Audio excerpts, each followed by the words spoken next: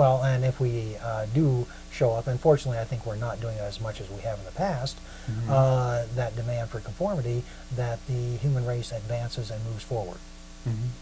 And I've mentioned this before, the internet, I see that as an incredibly powerful, positive tool in the development and the safety and progression of the human race. Because those people who really are out there on the edge, their ideas can get disseminated, my gosh, within 24 hours worldwide. And then you get the other 10 or at least available. Well, right. And so you might get that other 10 crackpots that, and I'm saying that lovingly and caringly, those other 10 crackpots in the world say, oh my gosh, look at this person here. Wow, I thought that. And it opens up more opportunities for the planet, for the human race, for the development, the safety, the continuation of the human race.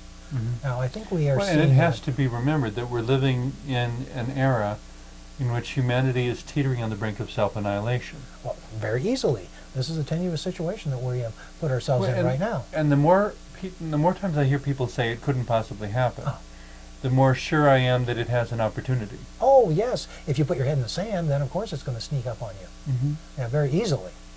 It's our own vigilance that stands between us and self-annihilation.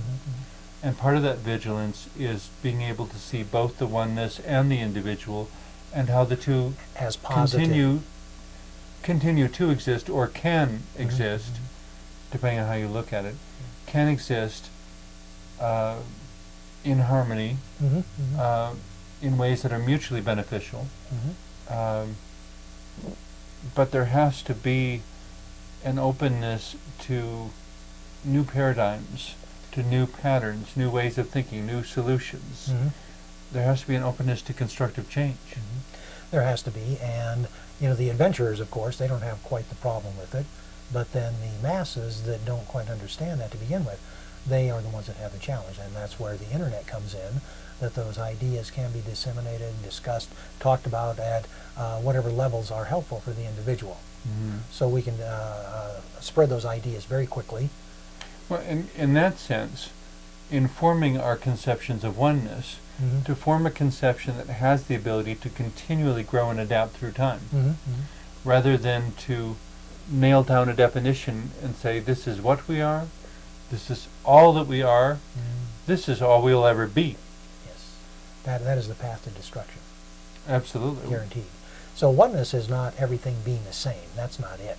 Oneness is a balance and acceptance of everything that is helpful and healthy, and well, I'll throw in the word love and I don't know, spirit. I mean, so many of these concepts exist within the world of the subconscious that don't really have a definition in English language, or even any spoken language. Even if you could assign a word in English, you then have to deal with 200 or 300 other words in other languages. That's right. Because every time there's a shift in language, there's a shift in how people see things. That's right, and consequently a shift in paradigm too, because once we start embracing other ways to explain the same thing, then we have to shift our thinking. And a paradigm is basically a combination of a lot of different things that amounts to how you see the world, how you think about things, what you would expect in this or that situation, what you would consider to be common sense, because common sense doesn't have a universal definition. No. What is common sense to someone in China is not common sense here, and vice versa. Well, and you mentioned growing up in a small town reality. I grew up in farm country out in the Midwest, and common sense there in the middle of Nebraska is not common sense in New York City. Exactly. Yeah, if you take the common sense from Nebraska to New York, you're probably not going to live long. You could get hurt. And if you take the common sense from New York out to Nebraska, oh yeah, I don't know if you can be successful there until you start waking up to what the reality is at that local place. I think I found it a bit amusing at the time, but because I really didn't have the breadth of understanding to know how to really utilize it. But just after high school, I was actually a student at an acting school in New York City for a year.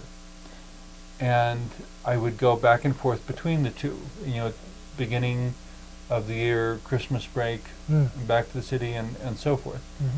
Each time I would go between the two, I would tell everyone in New York what it was like in southern Wisconsin. And they would shake their heads in disbelief and wonder that anybody could be like that. And I would go back to Wisconsin and tell them what it was like in New York City. Uh-huh. And they would shake their heads in disbelief and wonder that anybody could be that way. Oh, yeah. They were so completely different. And yet it was amusing and challenging when I looked at where people put their vision and their hope, where they put their fear, what exactly was the definition of danger. In New York, for example, people would talk about this or that subject and they might disagree. And sometimes the disagreements could be quite enthusiastic or quite vocal. And, you know, at the end they basically shrug and say, yeah, you'll get over it. You know, and it really wasn't an issue. In the small town where I grew up, if you had a disagreement with someone, they might not speak to you for 6 months. In the small town, they would say, isn't New York City dangerous? You know, you can't do this, you can't do that without worrying about getting mugged or something. And in New York, it was not knowing how to deal with the danger of being ostracized. Because in New York City, you could be whoever and whatever you wanted to be, and nobody would stand in your way. You know, you want to do that? Go ahead, knock yourself out. There wasn't that kind of freedom in the small town, even though on a physical level, the small town was supposed to be more safe. On a psychological level, I would say the small town was more dangerous than New York City. Yes, I've certainly seen that going back to visit childhood towns. Yeah, that exact same thing. The advantages of small town living, and then the disadvantages of that. Now, the oneness, you know, the concept of oneness, I believe, is really understanding those differences and being comfortable with them. Okay. Not that Eastern mysticism of killing the ego off and burying it somewhere and going on that way. I think it's bringing it all together, bringing the ego together with the spirit, with the, with, I don't know. Well, that's what it was. I was trying to think of how it was phrased. Something I read someplace where it said the establishment of the orchestra is not the annihilation of violins.